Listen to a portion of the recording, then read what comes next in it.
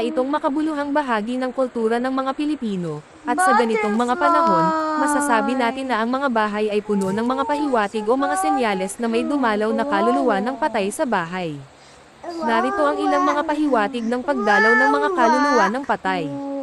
Pinaniniwalaang ang mga kaluluwa ay nagsasaanyong paro-paro o insekto kapag dumadalaw sila sa kanilang mga mahal sa buhay, kaya makabubuting hayaan lamang daw sila at huwag itaboy.